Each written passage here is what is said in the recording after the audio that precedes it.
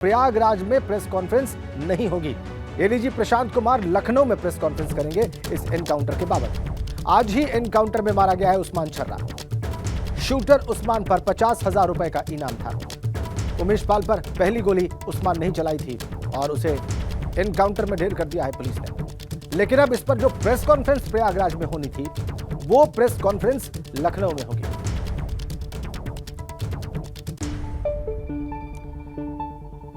तो हमारे साथ जुड़ गए हैं हमारे संवाददाता, प्रयागराज संवाददाता मोहम्मद मोइन ज्यादा जानकारी देंगे। वो बताएंगे कि ये प्रेस कॉन्फ्रेंस प्रयागराज में क्यों नहीं होगी और लखनऊ में क्यों होगी। मोइन, देखिए, कयास ये लगाए जा रहे थे कि वो उस्मान का जो एनकाउंटर हुआ है उसके बाद प्रयागराज पुलिस प्रेस कॉन्फ्रेंस करेगी, प्रेस कॉन्फ्रेंस कर पूरे मामले पर जानकारी देगी और इसी वजह से जो है वो तमाम मीडिया के जो लोग थे वो प्रयागराज पुलिस लाइन में सुबह 10 बजे से ही आ गए थे। लेकिन अभी पुलिस कमिश्नर रमित शर्मा ने साफ कर दिया है कि जो प्रेस कॉन्फ्रेंस प्रपोज थी, जो संभावित थी, वो अब यहाँ नहीं होगी, बल्कि उसके बजाय लखनऊ में प्रेस कॉन्फ्रेंस की जाएगी और लखनऊ में ADG law and order Prashant Kumar press conference करेंगे। दोपहर 1:30 से 2 बजे के आसपास प्रेस कॉन्फ्रेंस हो सकती है। तो इस बात की जानकारी पुलिस कमिश्नर रमित शर्मा की तरफ से दी गई है।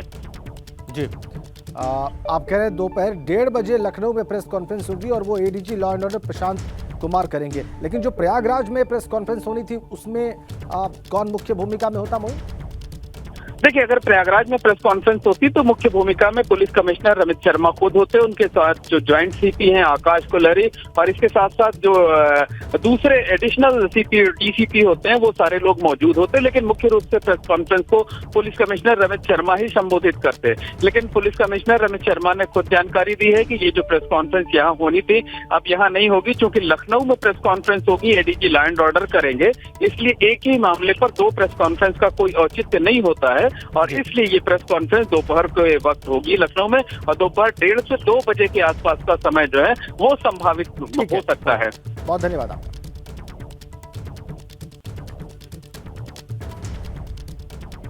डेढ़ से 2 बजे के बीच दोपहर लखनऊ में इस मामले में प्रेस कॉन्फ्रेंस होगी ADG law and order Prashant Kumar के द्वारा। और सुबह एनकाउंटर हुआ उस्मान छर्रा का, उसी पर यह प्रेस कॉन्फ्रेंस होनी है। कुछ तस्वीरें हम आपको दिखाने जा रहे हैं।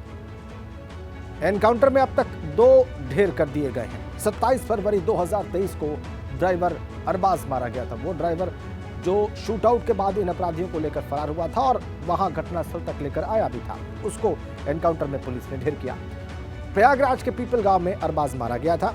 हत्याकांड के दिन शूटर की गाड़ी चला रहा था। फिर 6 मार्च यानी आज के दिन शूटर उस्मान छर्रा का एनकाउंटर हुआ। प्रयागराज के कौंधियारा में मुठभेड़ हुई पुलिस के साथ। उमेश पाल को पहली गोली उस्मान छर्रा नहीं मारी थी, सिपाही संदीप निषाद को भी इसी ने गोली मारी थी। उस्मान छर्रा पर 50,000 रुपए का इनाम था और आज जब पुलिस के साथ उसकी मुठभेड़ हुई तो उस्मान छर्रा ढेर कर दिया गया। तो 2 एनकाउंटर हो चुके हैं, एक 27 फरवरी को, दूसरा आज। 27 फरवरी को ड्राइवर अरबाज को पुलिस ने एनकाउंटर में मुठभेड़ में मार गिराया था और आज 6 मार्च को शूटर उस्मान छर्रा को एनकाउंटर में ढेर कर दिया गया।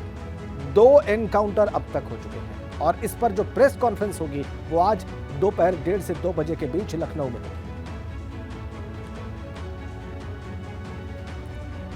तो एनकाउंटर में अब तक 2 लोग ढेर किए गए हैं। 27 फरवरी 2023 को ड्राइवर अरबाज को एनकाउंटर में मार गिराया गया। प्रयागराज के पीपल गांव में अरबाज को मारा गया था। एनकाउंटर में हत्याकांड के दिन शूटर की गाड़ी अरबाज ही चला रहा था और फिर 6 मार्च 2023 यानी आज की सुबह शूटर उस्मान का एनकाउंटर हुआ। प्रयागराज के कौंधियारा में मुठभेड़ हुई, वहीं पर उसका एनकाउंटर हुआ। उमेश पाल को पहली गोली उस्मान छर्रा नहीं मारी थी। सिपाही संदीप निषाद को भी, जो गनर साथ में थे उमेश पाल के, उनको भी उस्मान छर्रा नहीं गोली मारी थी और उस्मान छर्रा पर 50,000 रुपए का इनाम घोषित था। आज मुठभेड़ हुई और उसमें वो ढेर कर दिया गया। अब सवाल यह है कि कौन से शूटर्स बचे हुए हैं और पुलिस अब किन की तलाश कर रही है, अगला नंबर किसका है। शूटर असद अहमद 2.5 लाख रुपए का इनाम इस पर घोषित हो चुका है। इसके अलावा शूटर गुड्डू मुस्लिम 2.5 लाख रुपए का इनाम इस पर भी घोषित है। यह इनाम राशि बाद में बढ़ाई गई है। शूटर गुलाम, इस पर भी 2.5 लाख रुपए का इनाम घोषित है और पुलिस और एसटीएफ को अब इनकी तलाश है। शूटर साबिर, इस पर भी 2.5 लाख रुपए का इनाम घोषित है, पहले 50,000 का था। इसके अलावा शूटर अरमान इस पर भी 2.5 लाख रुपए का इनाम घोषित है, पहले 50,000 का था। इन अपराधियों की तलाश में है अब पुलिस और एसटीएफ अब इनकी तलाश कर रही है। 2 एनकाउंटर हो चुके हैं, एक 27 फरवरी को, दूसरा आज, और 5 अभी शूटर्स और हैं जिनकी तलाश लगातार प्रयागराज पुलिस और एसटीएफ कर रहे हैं। तो पुलिस और एसटीएफ लगातार काम कर रही है और ये कह रहे हैं उप मुख्यमंत्री ब्रजेश पाठक, वो कह रहे हैं एक अपराधी पर कार्रवाई की जाएगी। पुलिस ने जवाबी कार्रवाई में दुर्दांत अपराधी को आज ढेर किया है। इस एनकाउंटर पर बयान दिया है उप मुख्यमंत्री ब्रजेश पाठक ने और ये तमाम बातें कही। उनका कहना है कि उत्तर प्रदेश पुलिस और एसटीएफ लगातार काम कर रहे हैं। देखिए, एक और अपराधी मारा गया है। अपराधी कितने दुर्दांत हैं कि पुलिस पर भी हमला करने से बाज नहीं आ रहे हैं। प्रयागराज हत्याकांड में एक अपराधी को हम पकड़ेंगे, कड़ी से कड़ी सजा देंगे कानून के तहत। इसके लिए पुलिस और एसटीएफ लगातार काम कर रही है। कुछ और अपराधियों पर इनाम राशि भी बढ़ाई गई है। इनाम राशि बढ़ाई गई है, जो सरकारी कार्रवाई है वो जारी है, लेकिन एक अपराधी को हम पकड़ेंगे और कड़ी से कड़ी सजा देने के लिए कानून के तहत हम प्रतिबद्ध हैं। अतीक के बेटे पर अब अतीक से बड़ा इनाम हो गया 2.5 लाख रुपए, यानी उनके परिवार के लोग भी ये एक प्रक्रिया है और हमारी सरकार जीरो टॉलरेंस की नीति अपराध के मामले में अपना रही है और सभी मामलों में हम पकड़ेंगे और कड़ी से कड़ी सजा देंगे। तो ये थे हमारे साथ deputy CM Brajesh Pathak. Camera सहयोगी हरिओम के साथ शैलेश अरोरा, एबीपी गंगा, लखनऊ। यूपी के दूसरे उप मुख्यमंत्री केशव प्रसाद मौर्य ने उस्मान छर्रा के मारे जाने पर पुलिस को बधाई दी। सर, एक और एनकाउंटर, 2 अपराधी अब तक। देखिए, इस हत्याकांड से जुड़े हुए एक नहीं अनेक अपराधी हैं। कोई प्रत्यक्ष रूप से वहाँ गोली चला रहा था, कोई साजिश कर रहा था और कोई अन्य प्रकार से इस प्रकार के हत्याकांड को अंजाम देने का प्रयास कर रहा था। और पुलिस की कार्रवाई का मैं स्वागत करता हूँ और पुलिस टीम को बधाई देता हूँ। और आज भी जिस बदमाश ने पहली गोली श्री उमेश पाल और सुरक्षा कर्मियों के ऊपर चलाने का अपराध किया था, उसको पुलिस पकड़ने के लिए गई और पुलिस को भी आज फिर से मारने का प्रयास किया उसने। उसमें एक पुलिस का जवान घायल भी है, लेकिन इसके बाद मुठभेड़ में इस प्रकार का हत्यारा आज मौत के घाट उतार दिया गया है। और यह निश्चित तौर से पुलिस की एक शानदार सफलता है। और इस प्रकार के अपराधी जहाँ कहीं भी छुपे हैं, पुलिस के सामने आत्मसमर्पण करें, इसी में उनकी भलाई भी है। और पुलिस पर गोली चलाएंगे तो पुलिस उन पर फूल तो नहीं बरसाएगी, लेकिन यह जो सूचना लगातार जो आप सबके माध्यम से मिलती रहती है कि कोई प्रदेश छोड़ के भाग गया, कोई देश छोड़ के भाग गया, कोई जिला छोड़ के भाग गया, तो जहाँ भी छिपे होंगे मुझे भरोसा है उत्तर प्रदेश की पुलिस पर, उसे खोज निकालेंगे, पकड़ कर लाएंगे और कानून के अनुसार उनको कठोर से कठोर सजा। इसी बीच में बयान दिया है यूपी सरकार के कैबिनेट मंत्री धर्मपाल सिंह ने। उन्होंने कहा है कि सीएम ने कहा था अपराधियों को मिट्टी में मिला देंगे, आज वही किया गया है। उत्तर प्रदेश में कानून व्यवस्था एकदम चुस्त है, ये कहना है धर्मपाल सिंह का। मंत्री है उत्तर प्रदेश सरकार में। मुख्यमंत्री का बयान उन्होंने याद दिलाया। उन्होंने कहा था कि अपराधियों को मिट्टी में मिला देंगे। योगी सरकार आज निश्चित रूप से अपराधियों को मिट्टी में मिलाने का काम कर रही है। इससे उत्तर प्रदेश की जनता में, सामान्य जनता में खुशी की लहर दौड़ी है कि उत्तर प्रदेश में अब कानून का राज्य स्थापित है। 10 दिन से ऊपर हत्याकांड हो गए, लेकिन अतीक अहमद के पुत्र अभी भी फरार हैं। 2.5 लाख का इनाम घोषित किया गया है। कई सारे और भी शूटर लगातार फरार चल रहे हैं। देखिए, अपराधी देश में हो या विदेश में चला जाए, किसी भी खो में, गुप्त गुफा में छिप जाए, उसे योगी सरकार निकाल कर ला कर उसे दंडित करने का काम करेगी। अपराधी किसी भी पहुंच वाला हो, उसे बख्शा नहीं जाएगा। उसे हर हाल में दंड देने का काम योगी सरकार की प्राथमिकता में है। इधर पूर्व विधायक सिद्धार्थनाथ सिंह ने उस्मान एनकाउंटर पर कहा कि सरकार जीरो टॉलरेंस की पॉलिसी पर काम कर रही है। सरकार जो कहती है वो करती है। उन्होंने जो कुछ कहा आपको दिखाते हैं। पहले हमने देखा 27 फरवरी को अरबाज नाम का एक जो बदमाश था वो मुठभेड़ में मार गिराया गया, और आज पुलिस इनकाउंटर में एक और आरोपी जो शूटर था, बताया जाता है कि पहली फायरिंग उसी ने की थी, वो भी मार गिराया गया। जो कहा वो करके दिखाया। यही भारतीय जनता पार्टी के सिद्धांत हैं और कथनी करनी में कोई अंतर नहीं होता। और हमारा संकल्प पत्र भी यही कहता है कि गुंडे और माफियाओं के प्रति जीरो टॉलरेंस की नीति रहेगी, और वही योगी सरकार कर रही है। और योगी जी ने तो खुलेआम चुनौती भी दी थी। जो लोग विपक्ष के लोग और विशेष रूप से अखिलेश जी जो प्रश्न उठा रहे थे, उनको बोला भी था कि हम मिट्टी में मिला देंगे। तो आज दूसरा जिसको कहते हैं कि वो पहला शूटर है उस्मान, उन्होंने मिट्टी में मिला दिया। तो ये एक बहुत बड़ी सफलता है और साफ दिखाता है कि भारतीय जनता पार्टी की सरकार में कथनी और करनी में कोई अंतर नहीं। अब हम सीधा गोरखपुर चलेंगे, वहां पर छात्रों को मुख्यमंत्री योगी आदित्यनाथ संबोधित कर रहे हैं। फ्री में राशन की सुविधा तो हर एक उस जरूरतमंद को उपलब्ध करवाने का कार्य हुआ। आज भी देश के अंदर 80 करोड़ लोगों को फ्री में राशन की सुविधा उपलब्ध हो रही है। 200 करोड़ से अधिक वैक्सीन की डोजेज देशवासियों को फ्री में उपलब्ध करवाई गई। और यही नहीं, जब हम कोरोना प्रबंधन की बात करते हैं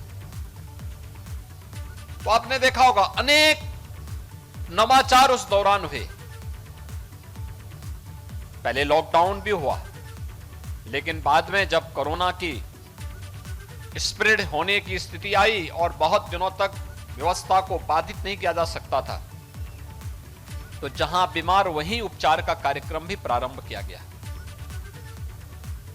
जिन लोगों के उस दौरान काम धंधे बंद हो गए थे, उन्हें भरण पोषण भत्ता भी उपलब्ध करवाया गया। लेकिन इसके बाद का दौर और भी वैसी स्थिति थी। बहुत सारे बच्चे ऐसे थे जिन्होंने अपने माता पिता को खोया। उस दौरान उन बच्चों की परवरिश कैसे हो, एक प्रश्न था। और तब प्रधानमंत्री जी ने एक मार्गदर्शन किया और उत्तर प्रदेश के अंदर हम लोगों ने मुख्यमंत्री बाल सेवा योजना चलाई, जिसमें कोरोना से पीड़ित जिन बच्चों के माता पिता, मां पिता या दोनों की दुखद मृत्यु हुई, उन बच्चों को 4,000 रुपए महीना सरकार उपलब्ध करवाएगी। और यह व्यवस्था उन बच्चों के बालिग होने तक उत्तर प्रदेश सरकार निरंतर चलाएगी। हर महीने व्यवस्था उनको, हर तीसरे महीने पैसा उनके अकाउंट में जाता रहेगा। एक व्यवस्था बनाई गई। 9वीं क्लास के बाद के बच्चों को हमने लैपटॉप भी उपलब्ध करवा रहे हैं। लेकिन साथ साथ यह भी था कि जो बच्चे इस दौरान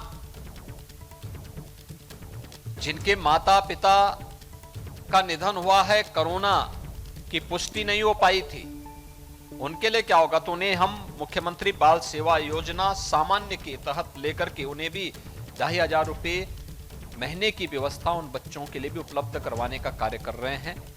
और आज यहां पर गोरखपुर जनपद के अंदर अगर हम देखेंगे तो 603 बच्चे ऐसे हैं जिन्हें हम 4,000 रुपए महीने प्रति माह उपलब्ध अकेले गोरखपुर जनपद में उपलब्ध करवा रहे हैं। 218 बच्चे ऐसे हैं जिन्हें 2,500 रुपए हर महीने उपलब्ध करवाए जा रहे हैं। और 21-22 में 115 बच्चों को हम लोगों ने लैपटॉप वितरित किया था और आज 82 बच्चों को यह लैपटॉप वितरण का कार्यक्रम आज यहां पर संपन्न हो रहा है। मैं सबसे पहले उन सभी बच्चों को जिन्हें लैपटॉप उपलब्ध हो रहा है उन्हें हृदय से बधाई देता हूं कि डिजिटल दुनिया के साथ उन्हें संवाद बनाने का एक अवसर मिल रहा है। लेकिन जैसे कि माननीय सांसद श्री कमलेश पासवान जी ने कहा, केवल उसी में रम जाना नहीं है, ये लैपटॉप आपको देश और दुनिया की अच्छी चीजों को जानने सीखने का एक अवसर प्रदान करेगा। डिजिटल लाइब्रेरी के साथ जुड़िए। दुनिया के अंदर अच्छा क्या है, अगर आप इसको देखने का प्रयास करेंगे तो मुझे लगता है कि आप देखेंगे कि दुनिया असीम है, ज्ञान का अथाह भंडार है।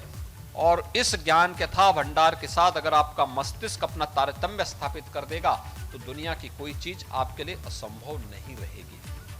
और उस दिशा में प्रयास करना, इसलिए यह व्यवस्था आपके लिए यहां उपलब्ध कराई जा रही है। और मुझे विश्वास है कि हमारे सभी बच्चे अपने उस विपत्ति को भूल करके इस नई दिशा में आगे बढ़ेंगे और इस लैपटॉप का बेहतर उपयोग करेंगे।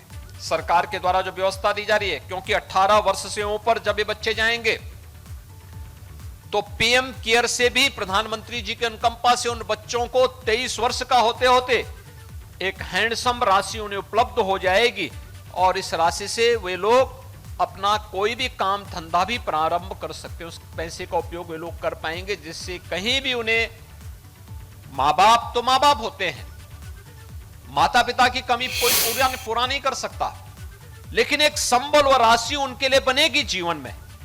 और ये एक संवेदनशील सरकार ही इस प्रकार के संवेदनशील फैसले लेकर के प्रत्येक नागरिक के साथ उनके सुख दुख में सहभागी बनने का कार्य कर सकती है। इसका एक उदाहरण उन सबके सामने होगा। दूसरा है, बेटी बचाओ बेटी पढ़ाओ अभियान के अंतर्गत प्रदेश ने जो कार्यक्रम प्रारंभ किया है, स्पोर्ट्स किट। आज हम देख रहे हैं युवा कल्याण विभाग के द्वारा प्रदेश के अंदर हर गांव में खेल का मैदान बनाया जा रहा है। हमारे बच्चे शारीरिक रूप से स्वस्थ होंगे तो मानसिक रूप से भी स्वस्थ होंगे।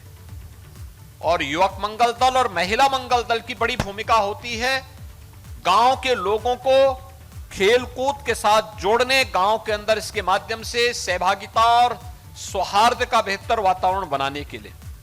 आज उन्हें स्पोर्ट्स किट यहां उपलब्ध कराया गया है। हर ग्राम पंचायत को हम इसके साथ जोड़ने का कार्य कर रहे हैं और मुझे विश्वास है कि जिन महिला मंगल दल को यह स्पोर्ट्स किट उपलब्ध कराया गया है, वे अपने गांव की सभी बालिकाओं को, महिलाओं को इस स्पोर्ट्स किट के माध्यम के साथ विभिन्न खेलकूद की प्रतियोगिता के साथ जोड़ने का कार्य करेंगे। आज इस दिशा में बेहतर प्रयास प्रारंभ हुए हैं। अभी पिछले दिनों हमने गोरखपुर के लोकप्रिय सांसद श्री रवि किशन जी के द्वारा सांसद खेलकूद महाकुंभ का आयोजन किया गया था। अनेक प्रकार की प्रतियोगिताएं हुई, अनेक कार्यक्रमों के साथ लोग जुड़े और आज इस कार्यक्रम को और अच्छे ढंग से आगे बढ़ाने के लिए ये स्पोर्ट्स किट भी उपलब्ध करवाने का कार्य हुआ। बेटी बचाओ बेटी पढ़ाओ अभियान के अंतर्गत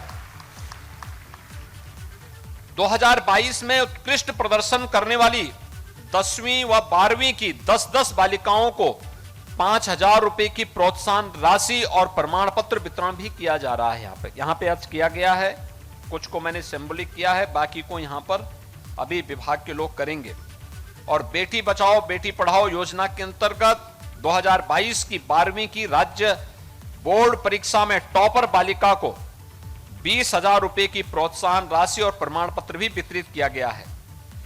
बेटी बचाओ बेटी पढ़ाओ योजना के अंतर्गत कक्षा 5 और 6 में 2022 में छात्राओं को 100% उत्तीर्ण करने वाली, लक्ष्य प्राप्त करने वाले 4 विद्यालयों को 10,000 रुपए के प्रोत्साहन राशि और बेटी बचाओ बेटी पढ़ाओ योजना के अंतर्गत 8वीं से 9वीं में 2022 में छात्राओं का 100% उत्तीर्ण करने का लक्ष्य प्राप्त करने वाले 4 विद्यालयों को 15,000 का प्रोत्साहन राशि, 10 से 11वीं में विगत वर्ष 2022 में छात्राओं को 100% उत्तीर्ण करने वाले, लक्ष्य प्राप्त करने वाले 3 विद्यालयों को 20,000 रुपए की प्रोत्साहन राशि भी आज यहां पर प्रदान की गई है। आप सोच सकते हैं बेटी बचाओ बेटी पढ़ाओ के माध्यम से किस प्रकार का उत्कृष्ट कार्यक्रम आगे बढ़ रहा है। और आज तो बालिकाओं के लिए फ्री एजुकेशन की व्यवस्था हम लोगों ने की है। डबल इंजन की सरकार उन्हें फ्री में एजुकेशन की सुविधा दे रही है। कन्या सुमंगला योजना के माध्यम से उन बालिकाओं को जन्म लेने से लेकर के और स्नातक तक की पढ़ाई के लिए एक पैकेज भी देती है। 15,000 रुपए का एक पैकेज अलग अलग स्टेज में उन बालिकाओं के अकाउंट में जा रहा है। और यही नहीं, बालिका शादी ब्याह के योग्य हुई तो 51,000 रुपए राज्य सरकार उन परिवारों को उपलब्ध कराती है मुख्यमंत्री सामूहिक विवाह योजना के अंतर्गत। सरकार आपका संबल बन रही है, हर प्रकार का प्रोत्साहन दे रही है। आज उत्तर प्रदेश के विद्यालय देखने लायक है, दर्शनीय है, और भी उसको प्रोत्साहित करने का कार्य हो रहा है। विद्यालयों में स्मार्ट क्लास बन रहे हैं, ऑपरेशन कायाकल्प के माध्यम से अच्छी फ्लोरिंग हो रही है, बालक और बालिकाओं के लिए अलग अलग टॉयलेट बन रहे हैं, पेयजल की सुविधा उपलब्ध करवाई जा रही है, अन्य तमाम प्रकार की सुविधाओं से उन्हें आच्छादित करने का कार्य युद्ध स्तर पर किया जा रहा है। और ये इसलिए जिससे बच्चे भगवान के रूप होते हैं और वह अपने इस रूप में और निखार ला करके न केवल अपने उज्जवल भविष्य को आगे बढ़ा पाएंगे, बल्कि इसके माध्यम से अपने गांव, अपने समाज और अपने देश को दुनिया के सामने मजबूती के साथ एक समृद्धि की ओर अग्रसर करने में अपना योगदान भी दे पाएंगे। बहुत प्रतिभा आपके पास है, उस प्रतिभा को सकारात्मक दिशा में आगे बढ़ाने की आवश्यकता है, और सकारात्मक दिशा में आगे बढ़ाने के लिए बहुत कुछ आपके पास है, आप उसे आगे बढ़ा सकते हैं सकारात्मक सोच के साथ। मेहनत का कोई विकल्प नहीं हो सकता है। सरकार आपको उसी मेहनत के लिए प्रोत्साहित करने के लिए आज यहां पर आई है। आज रात्रि से होलिका दहन होगा, यह बुराइयों को त्यागने का एक अवसर होता है, और परसों होली, रंग भरी होली लोग खेलेंगे। रंग भरी होली का मतलब अपने बैर भाव को भुला करके समाज मिल करके इस पर्व के उत्साह और उमंग के साथ, जीवन उत्साह के लिए होता है, उमंग के लिए होता है, निराशा और हताशा में जीवन नहीं होता है, और उत्साह उमंग के साथ जुड़ने का एक अवसर होली जैसा पर्व हमें देता है। तो बुराइयों को त्याग करके ही उत्साह और उमंग की ओर हम आगे बढ़ सकते हैं। होली यही अवसर आपको दे रहा है। आप सबको मैं इस प्रशासन से कहूंगा कि जो बच्चे आए हैं, इन बच्चों को एक तो यहां के चिड़ियाघर में जरूर घुमाइए। घूमने चाहेंगे आप लोग चिड़ियाघर में?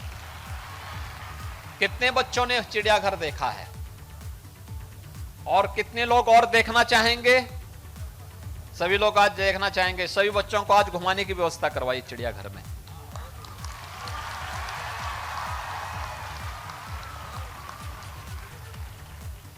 रवि किशन जी के गाने को कितने लोगों ने सुना यहां पर? वाह भाई, कैसा लगा उनका गाना? अच्छा लगा ना? ठीक है। आप में से कितने लोग गा सकते हैं रवि किशन जी की तर्ज पर? कितने लोग गा सकते हैं? अरे बहुत सारे लोग गाते हैं स्कूल में। कितने लोग गा सकते हैं? अरे आप में ही रवि किशन छुपा हुआ है।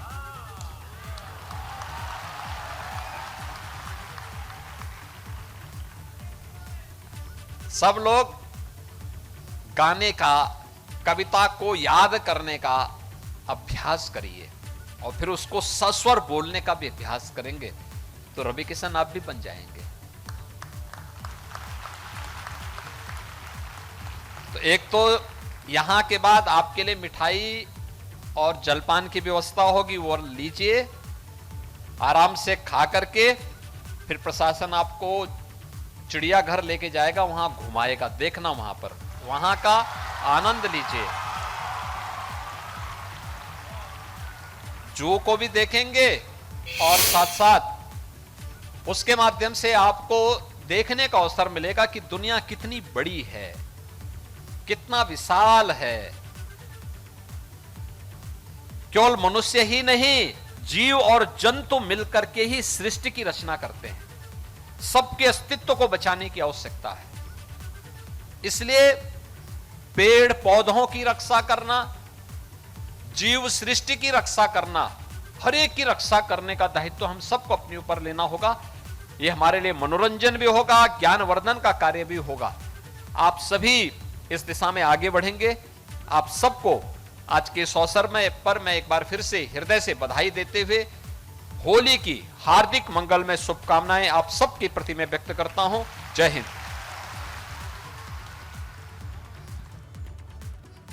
तो देखिए, मुख्यमंत्री योगी आदित्यनाथ संबोधित कर रहे थे गोरखपुर में, और लैपटॉप वितरण कार्यक्रम है, उसमें एक तोहफा भी उन्होंने दिया है। तोहफा ये कि सभी बच्चे चिड़ियाघर घूमेंगे और प्रशासन उन्हें इंतजाम करके घुमाएगा।